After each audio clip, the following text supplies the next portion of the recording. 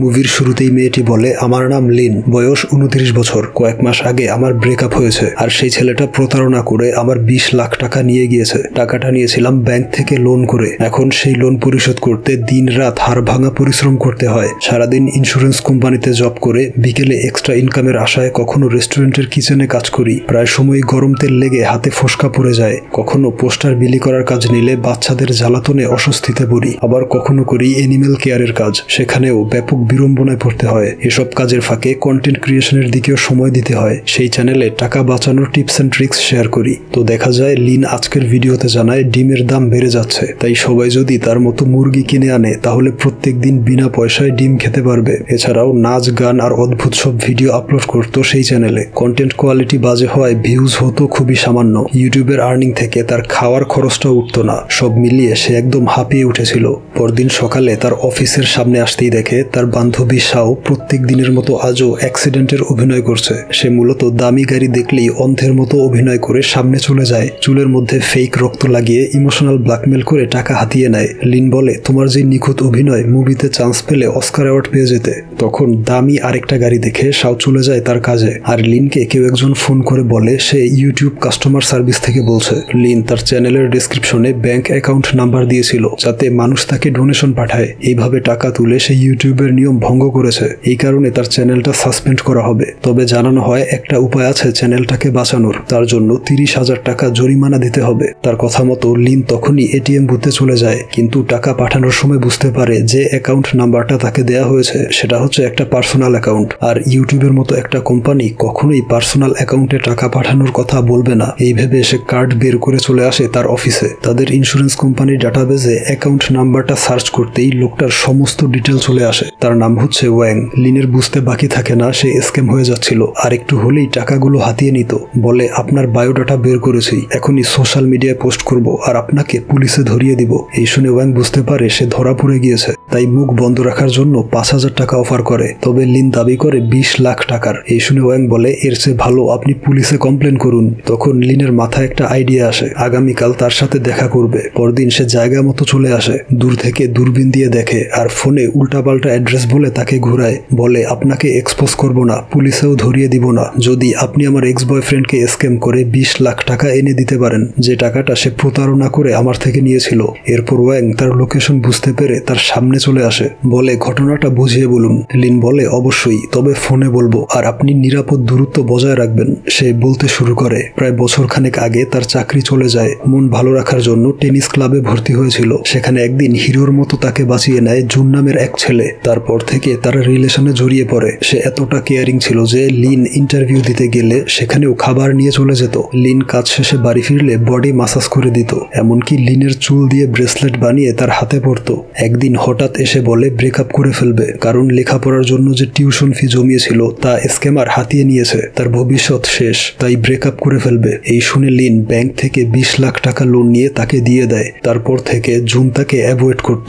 Lin টাকা চাইতে গেলে সে অপমান করে তার ব্রেসলেট ফেলে দিয়ে চলে যায়। তারপর জুন ট্যুরিজম এজেন্সির ম্যানেজার পদে চাকরি পায়, ভালো টাকা আয় করত। তখন লিন আবারও টাকা চাইতে গিয়েছিল, সাথে নিয়েছিল গোপন ভয়েস রেকর্ডার, যাতে জুনের ভয়েস রেকর্ড করে পুলিশে কমপ্লেন করতে পারে। তবে সে তার চালাকি বুঝে গিয়ে অফিস থেকে বের করে দেয়। ওয়াং জিজ্ঞেস করে, টাকা দেওয়ার আগে জুনের সিগনেচার নিয়েছিলে? তখন লিন একটা কাগজ বের করে দেখায়, যেটা ছিল তাদের সারা জীবন একসাথে থাকার লাভ এগ্রিমেন্ট। ওয়াং বুঝতে পারে লিন কতটা ইনোসেন্ট। তখন লিন তাকে জুনের অফিসটা দেখায়। দেখা যায় সে অফিস থেকে একটা মহিলার সাথে বেরিয়ে আসে। তাকে দেখতেই লিন গাড়িতে লুকিয়ে দূরবীন দিয়ে দেখে। বলে, উনি হচ্ছেন জুনের বস, ওনাকেও প্রেমের ফাঁদে ফেলে চাকরিটা নিয়েছে। তখন ওয়াং তার স্পেশাল ট্যালেন্ট দেখায়। সে ঠোঁট নাড়ানো দেখেই বুঝতে পারে মানুষটা কি বলছে। জুন বলছিল তার চুল দিয়ে ব্রেসলেট বানিয়েছে। এই শুনে লিন বলে, ও মেয়ে পটানোর স্ক্রিপ্ট চেঞ্জ করেনি, সবাইকে একই কথা বলে। তবে তুমি সত্যি বলছো কিনা তা চেক করতে হবে। এই বলে গাড়ির গ্লাস আটকে বিভিন্ন কথা বলে। এরপর গ্লাস খুলে তাকে জিজ্ঞেস করলে বুঝতে পারে সে সত্যি ট্যালেন্টেড।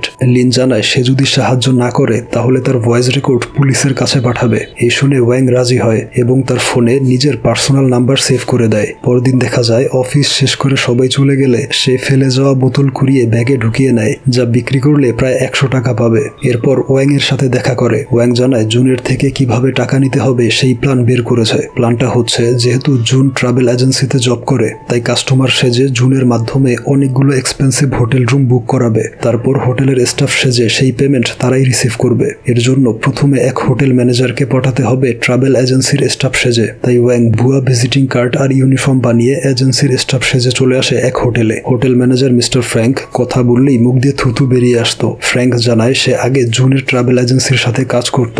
জুন মূলত ভিআইপি ট্যুরিস্টদের ট্রাভেল প্ল্যানিং করে। এই শহরে যেসব ট্যুরিস্ট আসতো তাদের থাকার ব্যবস্থা করত এই হোটেলে। ওয়াং এর এজেন্সিও ফ্র্যাঙ্কের হোটেলের সাথে কাজ করতে পারবে, তবে তার একটা ইচ্ছে পূরণ করতে হবে। তা হচ্ছে সে এবং তার গার্লফ্রেন্ড সাহারা মরুভূমিতে ঘুরতে যাবে। তার সমস্ত খরচ বহন করবে ওয়াং এর এজেন্সি। লিন ওয়াংকে ইশারা দিয়ে মানা করে দেয় যে এর পেছনে টাকা ইনভেস্ট করা উচিত হবে না, কিন্তু ওয়াং জানিয়ে দেয় সে তার অফারে রাজি। ফ্র্যাঙ্কের থুতুর অত্যাচারে বাহিরে এসে প্রথমে হাত মুখ ধুয়ে নেয়। এরপর লিন বলে সে জুনের থেকে তার টাকা উদ্ধার করতে চায়, উল্টো খরচ করতে চায় না। ওয়াং জানায় ফ্র্যাঙ্কের ভ্রমণ খরচ সে নিজে বহন করবে, লিনকে টাকা দিতে হবে না। এখন তার এমন একটা মেয়ে প্রয়োজন যার মাধ্যমে জুনকে বোকা বানিয়ে 60 লাখ টাকা হাতিয়ে নিবে। লিন জানায় সে মাত্র 20 লাখ টাকা হারিয়েছে, এত টাকার দরকার নেই। ওয়াং বলে 60 লাখের 30 লাখ তোমার, 20 লাখ ভাড়া করা মেয়েটার, আর বাকি 10 লাখ আমার। লিন বলে আমি শুধু 20 লাখ টাকা উদ্ধার করতে চাই, কাউকে স্ক্যাম করতে চাই না। ওয়াং বলে এটা আমার পেশা, আমি বিনা পয়সায় করব না। লিন বলে তাহলে তোমার ভয়েস রেকর্ড পুলিশের কাছে পাঠাচ্ছি। ওয়াং বলে গতকাল তোমার ফোনে আমার নাম্বার সেভ করার সময় সেই ভয়েস রেকর্ড ডিলিট করে দিয়েছি। লিন বলে আমার গোপন মাইকেও ভয়েস রেকর্ড করা আছে। এই বলে সেটা চেক করে দেখে ওয়াং তার মাইকটা চুরি করে বদলে দিয়েছে। এরপর ওয়াং তাকে বিভিন্নভাবে বোঝায় যে জুনের মতো ফ্রডের সাথে স্ক্যাম হওয়া উচিত। লিন জানায় তার বেস্ট ফ্রেন্ড শাওকে ব্যবহার করা যেতে পারে জুনের সাথে অ্যাক্টিং করার জন্য। সে ওয়াংকে নিয়ে আসে শাওয়ের লাইভ অ্যাক্টিং স্কিল দেখাতে। আজও সে একটা দামি গাড়ির সাথে অ্যাক্সিডেন্ট করার অ্যাক্টিং করছিল। তার অভিনয় দেখে গাড়ির মালিক ভাবে মেয়েটা অন্ধ আর অসহায় এবং মাথা ফেটে রক্ত বের হচ্ছিল। এই দেখে ভয়ে বেশ কিছু টাকা দিয়ে লোকটা পালিয়ে যায়। তার এই দুর্দান্ত অভিনয় দেখে ওয়াং ইমপ্রেসড হয়ে যায়, বলে আপনার তো মাথা ফেটে গিয়েছে। লিন বলে এগুলো নকল রক্ত। এই বলে চুলের মধ্যে রক্তের প্যাকেটটা খুঁজে পায়, যেটা সম্পূর্ণ অক্ষত ছিল। এর মানে সত্যি তার মাথা ফেটে গিয়েছিল।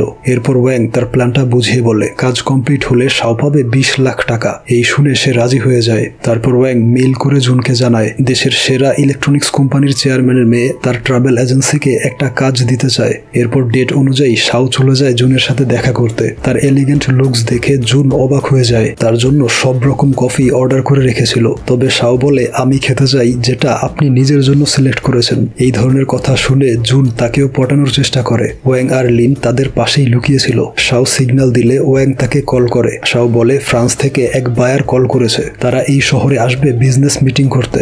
এর জন্য অনেকগুলো হোটেল রুম বুকিং করতে হবে, সেই দায়িত্ব দেয়া হলো আপনার ওপর। তখন একটা লোক শাওয়ের সাথে ধাক্কা লেগে পড়ে যায়। এরপর উঠে খুবই বাজে আচরণ শুরু করে। জুন তার আইডি দেখে বুঝতে পারে লোকটা কাজ করে শাওয়ের কোম্পানিতে।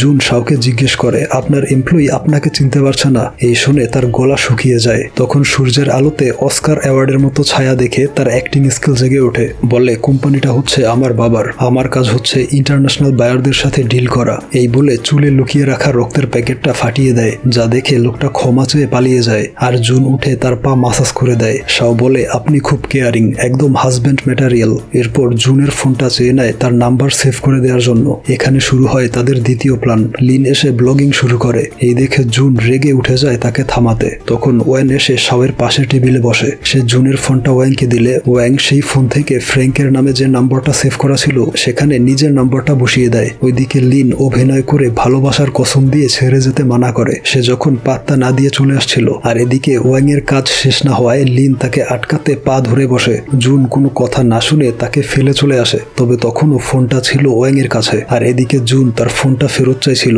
এই দেখে লিন দৌড়ে আসে জুনকে মারার জন্য। সে ভয়ে মুখ লুকিয়ে ফেললে এই সুযোগে ওয়াং শাওয়ের কাছে ফোনটা দিয়ে দেয়। কাজ হয়ে গেলে লিন তাকে না মেরেই চলে আসে। শাও বলে সে ফ্র্যাঙ্কের হোটেলে উঠতে চায়। এই শুনে জুন ফ্র্যাঙ্ককে কল করে। যেহেতু ওয়াং নাম্বার বদলে দিয়েছিল তাই কল রিসিভ না করে মেসেজে লেখে আমি ভ্যাকেশনে আছি, আমার অ্যাসিস্ট্যান্ট আপনাকে কল করবে। এই দেখে শাওকে জানায় ফ্র্যাঙ্কের অ্যাসিস্ট্যান্টের সাথে কথা বলে রুম বুক করে ফেলবে। আপডেট পেতেই কল করে জানাবে। শাও বলে আপনি যখন ইচ্ছা আমাকে কল করতে পারেন। এই শুনে জুন রোমান্টিক মুডে চলে যায়। সেই মিশন শেষে ওয়াং পার্কিং এ এসে দেখে লিন কান্না করছে। জানায় জুনের সাথে অ্যাক্টিং করতে গিয়ে তার শার্ট ছেড়ে গিয়েছে। সে সত্যি জুনকে ভালোবেসেছিল, আর এখন এমন সিচুয়েশনে পড়তে হবে হবে কখনো কল্পনা করেনি। ওয়াং এর কাছে একটা ব্যান্ডেজ টেপ ছিল, সেটা লিনকে দেয় শার্টে লাগানোর জন্য। এরপর বাড়ি ফিরে মাসিক আয় ব্যয়ের হিসাব করছিল, তখন তার মা ফোন করলে বাহিরে এসে কথা বলে। হাঁটতে হাঁটতে কিছুটা দূরে চলে আসে, দেখে ওয়াং গাড়ির মধ্যে শুয়ে আছে। কাছে আসতেই তার পেটের শব্দ শুনে বুঝতে পারে সে না খেয়ে আছে। তাই লিন তাকে নিয়ে যায় ডিনার করাতে। জিজ্ঞেস করে সে কেন গাড়ির মধ্যে ঘুমায়। ওয়াং জানায় সে একজন স্ক্যামার, তাই দ্রুত পালিয়ে যেতে সবসময় গাড়ির মধ্যেই থাকে। এরপর লিন বলতে শুরু করে সে প্রথমে একটা ভালো জব করত, সেখানে তার চাকরিটা চলে যাওয়ার পর এই শহরে চলে এসেছিল। জুনের মতো সাপোর্টিভ কাউকে পেয়ে সে আবারও ঘুরে দাঁড়ানোর চেষ্টা করে, তবে শেষমেশ জুন তাকে এভাবে ধোকা দিবে তা কখনো কল্পনা করেনি। এসব বলে সে প্রচুর ড্রিঙ্কস করে। তারপর ওয়াং তাকে নিয়ে বেরিয়ে পড়ে রাতের শহরটা ঘুরিয়ে দেখাতে। তখন লিন একটা বাটন দেখে জিজ্ঞেস করে এটা কিসের। ওয়াং বলে এটা প্রেস করলে গাড়ির ছাদ খুলবে, যান্ত্রিক ত্রুটি থাকায় একবার খুললে আর আটকানো যাবে না। তার কথা না শুনে সে বাটন প্রেস করে, আর তখনই গাড়ির কনভার্টেবল রূপ ওপেন হয়ে যায়। মৃদু বাতাসে আর রাতের শহরটা দেখে মন ভালো হয়ে যায় লিনের। এর কিছুক্ষণ পরেই বৃষ্টি শুরু হয়। এরপর লিন একটা রেইনকোট কিনে আনে, যেটা ছিল বাচ্চাদের নিয়ে বাইক রাইড করার কম দামি রেইনকোট। ওয়াং বলে দুজনের জন্য আলাদা কিনতে পারলে না। লিন বলে এটা সস্তা তাই এনেছি। পরদিন লিন তার গাড়ির ভাঙা ব্যাকলাইট দেখে বলে ইন্স্যুরেন্স ক্লেম করে এটার ক্ষতিপূরণ পেতে সাহায্য করতে পারবো। ওয়াং বলে দরকার নেই, এটা অনেক আগে থেকেই ভাঙা। তখন ফ্র্যাঙ্ক তাকে জানায় সে মরুভূমির ঝড়ে আটকে পড়েছে, 5 দিন পর ফিরে আসবে, অর্থাৎ তাদের যা করার এই 5 দিনের মধ্যেই করতে হবে। এরপর ওয়াং তাদের নিয়ে অপেক্ষা করে, সে এক জিনিয়াসকে তাদের টিমে যুক্ত করবে। ঠিক তখনই টং নামের লোকটা চোখের পলকে তাদের সামনে হাজির হয়। সে ওয়াংকে কোলে তুলে নিয়ে আদর করে। ওয়াং জানায় এই লোকটা তার আঙ্কেল, উনি তাকে কোলে পিঠে করে বড় করেছে, আর এখন ওনার কাজ হচ্ছে ফ্র্যাঙ্কের অ্যাসিস্ট্যান্ট সেজে জুনের সাথে ডিল করা। ওনার স্পেশালিটি হচ্ছে উনি অভিনয় আর চুরিতে এক্সপার্ট এবং চোখের পলকে যা কিছু করে ফেলতে পারে। টং দেখায় এখানে আসার পথে এই সব কিছু চুরি করেছে। তার এই ট্যালেন্ট দেখে তারা অবাক হয়ে যায়। এরপর ওয়াং তাকে ফাইল এবং কাজ বুঝিয়ে দেয়। সে বিদায় নিয়ে চোখের পলকে উধাও হয়ে যায়। সে আসলে ট্রাকে উঠে পড়েছিল,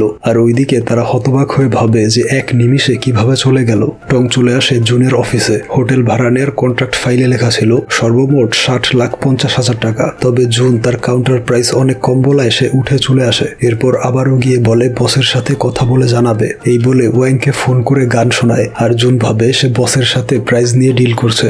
এরপর টং এসে জানায় তার বস বলেছে 60 লাখ টাকায় ডিল ফাইনাল করা যাবে যদি সম্পূর্ণ টাকা ক্যাশে পেমেন্ট করে, ব্যাংকে পেমেন্ট করলে ডিসকাউন্ট হবে না। সবশেষে জুন রাজি হয় 60 লাখ টাকা ক্যাশে পেমেন্ট করবে। সেই খুশিতে সবাই চলে আসে একটা পার্টিতে। টং জানায় এখানে তাদের ইনভাইট করা হয়নি, ওয়াং তাদের নিয়ে এসেছে ইনভিটেশন ছাড়াই। এই শুনে লিন বলে ওয়াং খুবই বড় মাপের স্ক্যামার, সামান্য খাবারের জন্য স্ক্যাম করলো, দেখে মনে হচ্ছে সে খুব এনজয় করছে। টং বলে ইনভিটেশন ছাড়া আসলেও সে অনেক টাকা উপহার দিয়েছে। সে মূলত মানুষের সাথে মিশতে চায়, কারণ ছোটবেলায় তার মা মারা যায়, তার বাবা দ্বিতীয় বিয়ে করেছিল, তার খোঁজ খবর রাখতো না, তাই ওয়াং থাকতো আমাদের সাথে। একদিন তার বাবা তাকে ফিরিয়ে নিতে আসে। সে খুশি মনে তার সাথে গেলে তার ব্লাড টেস্ট করা হয়, কারণ তার অসুস্থ সৎ ভাইয়ের বোন ম্যারোর প্রয়োজন ছিল। টেস্ট রিপোর্ট ম্যাচ না করলে তাকে আবারও আমাদের কাছে রেখে চলে যায়। ছোটবেলা থেকে মানসিক ট্রমা নিয়ে জীবন পার করছে। পরবর্তীতে তার বাবার সাথে আবারও দেখা হয়েছিল। অ্যাক্সিডেন্টে তার ব্যাকলাইট ভেঙে দিয়েছিল। লোকটা তাকে চিনতে পারেনি, আর সেও কিছু না বলে চলে আসে। এজন্যই সে ব্যাকলাইট চেঞ্জ করতে চায় না। ভাঙা ব্যাকলাইট বাবার স্মৃতি হিসেবে রেখেছে। এরপর রাতের বেলা জুন কল করে শাওকে বলে হোটেল স্টাফের সাথে কথা হয়েছে, টাকা পাঠিয়ে দিলে আজকেই বুকিং করে ফেলবে। তখন সে ওয়াং এর শেখানো কথা অনুযায়ী বলে কোম্পানির ফিনান্সিয়াল ডিপার্টমেন্ট বিভিন্ন কাজে ব্যস্ত, আপনি পেমেন্ট কমপ্লিট করুন, আমি পরে আপনার অ্যাকাউন্টে পাঠিয়ে দিব। জুন বলে অন্তত কিছু টাকা আপনাকে অ্যাডভান্স করতে হবে, বাকিটা আমি ম্যানেজ করব। আর কোনো উপায় না থাকায় ওয়াং শিখিয়ে দেয় শাওয়ের ব্যক্তিগত 20 লাখ টাকা ডিপোজিট করা আছে, সেটা জুনের কাছে পাঠাবে। এই শুনে জুন রাজি হয়ে যায়। এতে লিন রেগে বলে এখন 20 লাখ টাকা কোথায় পাবে। দেখা যায় ওয়াং তার গাড়ির ইন্স্যুরেন্স থেকে 20 লাখ টাকা লোন নেয়। টাকাটা অ্যাকাউন্টে জমা করে জুনের নামে প্রমিসারি নোটের স্লিপ পাঠায়। সেই স্লিপের ছবি শাও পাঠায় জুনের কাছে। জুন এই টাকা উঠাতে হলে সেই স্লিপটা ব্যাংকে জমা দিতে হবে। এই সিস্টেমকে প্রমিসারি নোট বলা হয়। শাও জানায় আগামীকাল সে আসবে স্লিপ নিয়ে। তাই পরদিন জুন তাকে রিসিভ করতে এয়ারপোর্টে চলে আসে। শাওকে পটানোর জন্য মেয়েদের চুলের ব্রেসলেট পরে আসে। শাও জানায় ব্যাংক স্লিপ আনতে মনে ছিল না। জুন বলে আজকেই হোটেল পেমেন্ট কমপ্লিট করতে হবে। শাও বলে আপনি পেমেন্ট করে দিন, আগামীকাল আমার অ্যাসিস্ট্যান্ট স্লিপটা আপনার কাছে পৌঁছে দিবে। জুন রাজি হয় তার এই অফারে। এরপর ব্যাংকে কল করে কনফার্ম হয় তার নামে একটা প্রমিসারি নোট রয়েছে। এই শুনে সিদ্ধান্ত নেয় নিজের থেকে হোটেল পেমেন্ট কমপ্লিট করে দিবে। সেদিন রাতে লিন ওয়াংকে নিয়ে আসে লাভ ব্রিজে। এখানে জুনের সাথে এসে লাভ লক লাগিয়েছিল। প্রচলিত আছে যেই কাপল এখানে লাভ লক লাগাবে তাদের ভালোবাসা অস্থায়ী হবে। আর এখন লিন এসেছে সেই লকটা ভাঙার জন্য। ওয়াং অনেক চেষ্টা করে সেটা ভাঙতে না পেরে জুনের নামটা মুছে দেয়। তখন ক্যামেরাম্যান তাদের ছবি তুলে লকেট বানিয়ে 100 টাকা দাবি করে। তবে তারা জানায় তারা কাপল নয়। এই শুনে লোকটা বিরক্ত হয়ে চলে যায়। তখন ফ্র্যাঙ্ক ভিডিও মেসেজ পাঠায়, উটের লাথি খেয়ে তার অবস্থা খারাপ, আগামীকাল ফিরে আসবে। এই দেখে ওয়াং লিনকে বলে, হাতে একদম সময় নেই, এখনই আঙ্কেল টংকে জুনের কাছে পাঠাবো টাকা নেওয়ার জন্য। প্ল্যান অনুযায়ী টং চলে আসে জুনের অফিসে। জুন বলে দেয় ক্লায়েন্ট আমাকে 20 লাখ পাঠিয়েছে, যদিও টাকাটা এখনো হাতে আসেনি। এরপরেও মিস শাওকে বিশ্বাস করে 20 লাখ টাকা নিজের থেকে দিচ্ছি, এটা অ্যাডভান্স হিসেবে নিয়ে হোটেল রুম কনফার্ম করে দিন, বাকি টাকা হাতে পেলেই আপনাকে পৌঁছে দেওয়া হবে। উপায় না থাকায় সে ওই টাকা নিয়ে চলে আসে। ওয়াংকে বলে জুন খুবই চালাক, খুব শীঘ্রই সে আমাদের প্ল্যান বুঝে ফেলবে, আমাদের উচিত এই 20 লাখ টাকা নিয়ে পালিয়ে যাওয়া। ওয়াং তার কথায় রাজি হয়ে অর্ধেক তাকে বুঝিয়ে দিয়ে চলে আসে ডিনার করতে। এদিকে লিন আর শাও তাদের জন্য অপেক্ষায় ছিল। কথা ছিল টাকা উদ্ধার করে সবাই মিলে পার্টি করবে। বহুবার কল করলেও ওয়াং রিসিভ করে না। লিন আবারও স্ক্যামের শিকার হবে তা বিশ্বাস করতে পারছে না। আবারও ভিডিও বানাতে শুরু করে, বলে স্ক্যাম হওয়া টাকা উদ্ধার করার জন্য একজন স্ক্যামারের সাহায্য নিয়েছিলাম, আর সেই আমাকে স্ক্যাম করে চলে গেল। তখন ওয়াং ফিরে আসে, বলে গাড়ি ধীরে চালিয়েছিলাম তাই লেট হয়েছে। লিন বলে আমি সত্যি তোমাকে বিশ্বাস করেছিলাম, তুমি টাকা নিয়ে পালিয়ে যেতে চেয়েছো এটাও বুঝতে পেরেছি, শুধু জানতে চাই কেন ফিরে আসলে। দেখানো হয় ওয়াং তার গাড়ির ভাঙা ব্যাকলাইটে সেই একই রকম টেপ দেখতে পায় যেটা সে লিনকে দিয়েছিল তার ছেঁড়া জামা আটকানোর জন্য। এই দেখে ভাবে লিনের বিশ্বাস ভাঙা ঠিক হবে না, তাই ফিরে এসেছে।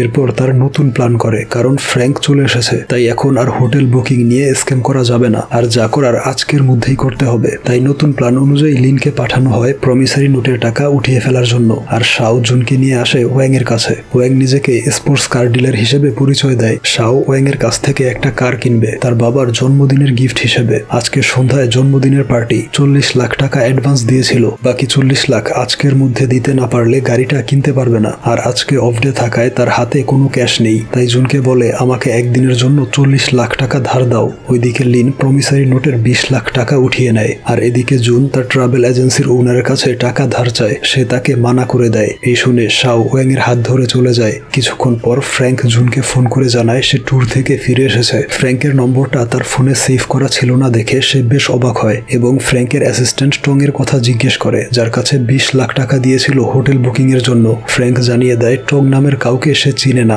এই শুনে জুনের মাথায় আকাশ ভেঙে পড়ে। তখন সে শাওয়ের গাড়ি ফলো করে লিনকে দেখতে পায়, আর এখন বুঝতে পারে ওরা সবাই মিলে তাকে স্ক্যাম করছে।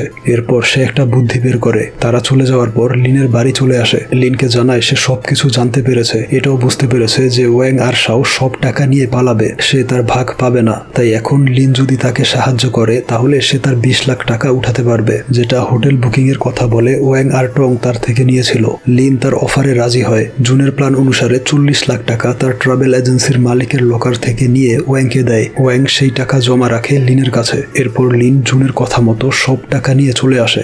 জুন টাকাগুলো গাড়িতে রাখে। এরপর লিন গাড়িতে উঠতে গেলে দেখে দরজা লক করে রেখেছে। বুঝতে পারে জুন আবারও তাকে ধোকা দিয়েছে। এতে সে একদম ভেঙে পড়ে। তার এই বিমর্ষ চেহারার ছবি তুলে হাসি ঠাট্টা করে। তখন লিন উল্টো হেসে ওঠে, বলতে শুরু করে ফ্র্যাঙ্ক চলে আসায় তাদের হাতে সময় ছিল আজকের দিনটা। জুনের মতো ধুরন্ধর কাউকে স্ক্যাম করতে এই অসাধারণ আইডিয়ার আশ্রয় নিয়েছে। প্রথমে ওয়াং ভয়েস চেঞ্জ করে ফ্র্যাঙ্কের ভয়েসে বলেছিল টং নামের কাউকে সে চেনে না। সন্দেহে পড়ে জুন তাদের গাড়ির পিছু করে। তারপর তারা তিনজন স্বইচ্ছায় জুনকে দেখা দিয়েছিল। একজন লোক লিনের সামনে ছিল, যার ফলে জুন তাকে প্রথমে দেখতে পায়নি। তাই সে লোকটাকে জুতোর ফিতা ঠিক করতে বলে। এর ফলে জুন তাকে ভালোভাবে দেখতে পায়। আর শেষমেশ তাকে যে টাকার ব্যাগ দেওয়া হয়েছে তার মধ্যে রয়েছে লিনের জমানো খালি বোতল। এই দেখে তার অবস্থা হয় দেখার মতো। এবার লিন তার ছবি তুলে নেয়। তখন ওয়াং এসে লিনকে নিয়ে যায়। তারপর লিন জুনের ওনারকে তার টাকা ফিরিয়ে দেয়, যেটা জুন নিয়েছিল তার লকার থেকে। লিনের পুরো কাহিনী শুনে মহিলাটি জানায় জুন লিনের কাছ থেকে যেই 20 লাখ টাকা প্রথমে স্ক্যাম করে এনেছিল সেই টাকা তার এই কোম্পানিতে ইনভেস্ট করেছে, আর সেটাই এখন লিনকে ফিরিয়ে দিবে। সব সমস্যার সমাধান করে তারা সারা রাত ঘুরে বেড়ায়। তারপর ওয়াং লিনকে বাড়ি পৌঁছে দেয়। লিন বলে গাড়িতে একটা জিনিস লুকিয়ে রেখেছি, খুঁজে দেখো। সে খুঁজে পায় তাদের দুজনের সেই ছবিটা, যেটা লাভ ব্রিজের উপর তুলে তাদের থেকে 100 টাকা চেয়েছিল। অর্থাৎ সেদিন লিন সেটা কিনে নিয়েছিল। সব শেষে ওয়াং নিজেকে বদলে ট্যাক্সি ড্রাইভার পেশায় যুক্ত হয়। তার প্রথম প্যাসেঞ্জার হিসেবে ট্যাক্সিতে ওঠায় লিনকে। আর এখানেই মুভিটির সমাপ্তি ঘটে।